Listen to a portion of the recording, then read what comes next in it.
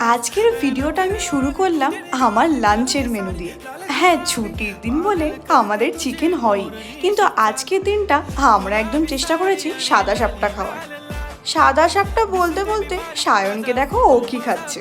খাওয়া দাওয়া সারার পর সায়ন গেল খেলতে, আর আমরা তিনজন মিলে গেলাম বাজার কলকাতাতে। তোমাদের আগের কয়েকটা ভিডিওতে বলেছিলাম না, বাজার কলকাতায় খুব ভালো স্টক এসছে, তাই ভাবলাম বোনকে একবার ঘুরিয়ে আনি। বোনের জন্যও কয়েকটা জামা কেনার ছিল, আর একটা ছোট্ট ভাইয়ের জন্যও কেনাকাটা করলাম। আর আজকে প্ল্যান করেছি বাড়ি ফেরার পথে অনেক আইসক্রিম কিনবো। যা গরম পড়েছে এখন, আইসক্রিমের দোকানেই লম্বা লাইন। অরুণ আইসক্রিমের অনেকগুলো নতুন ফ্লেভার আজকে ট্রাই করব। আমার তো সব আইসক্রিমের মধ্যে 2-in-1 ফ্লেভারটা সব থেকে প্রিয়। এবার দেখো বোনের জন্য কি কি কিনলাম। একটা জিন্স আর দুটো টপ। যে আইসক্রিমগুলো কিনলাম তার মধ্যে একটা স্যান্ডউইচ আইসক্রিমও ছিল।